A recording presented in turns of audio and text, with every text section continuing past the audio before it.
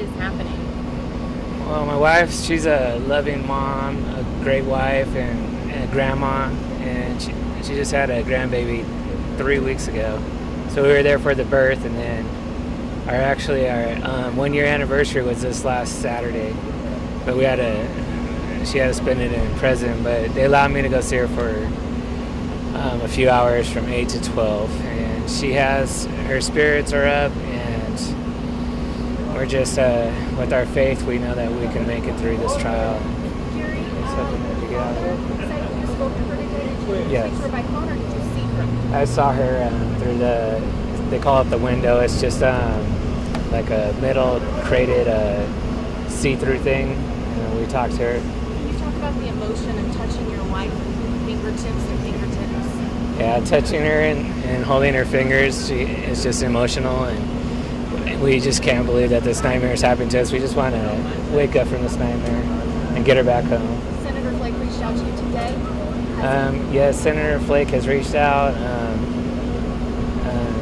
Matt Salmon has reached out, and a few other congressmen and senators. When do you hope to have her home? I would like today, but the earliest I think is going to be Friday. What did you say to your wife when you saw her today? That I love her, and we're doing all we can out here, and there's a lot of support and love for her out here on the outside. I told her about all the news coverage and everybody back home and what they're doing, and she just wants to say she's very appreciative of everybody's support and love, and it's overwhelming. But she has her spirits up, and she just wants to be out and have her freedom back. Did you see her before or after you testified? After.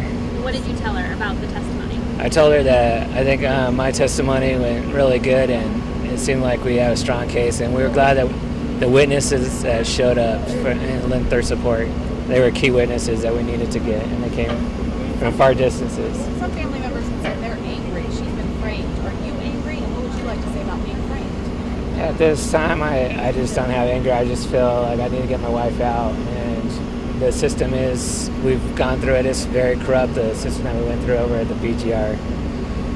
We were offered a bribe, and then they took it away from us, and then I was the first one accused, and then my wife was let free, but she came with me because I only know English, and she had to be a translator. When we get to the PGR, they put her in and let me out. So there's a lot of corruption going on. What was asked today? What did they ask the prosecution defense? I mean, what did you testify about today? The whole story from the time we left Phoenix to the time that we were arriving back to Phoenix. Like all the details. About how long was the testimony for you? I think the whole thing was, I don't know about my portion, but it was like 3 hours. And do you know about how long you talked for? It seemed like more than an hour. How stressful was it to remember all the details, and the emotional toll you've been going through for the last several days? I mean, how hard? Yeah, it's hard to sleep. It's you don't eat as much. Yanira's not even eating. The food's not good in there, and it's hard to get stuff to her. We're just hoping that she gets the stuff that we bring. You just can't sleep. You got too much stress and anxiety, and we're always working on the case nonstop. They don't give you but 72 hours, but they took most of that time away because the documents barely got to court here on Saturday at 6 p.m. I got a call at 8 p.m. The court's already closed. Sunday, the court's closed. Monday, we started working on the case. But her 72 hours is already up today at 6 p.m., but she got an extension until Friday at 6 p.m. As a husband, you want to take care of her. You want to fix this. Yes.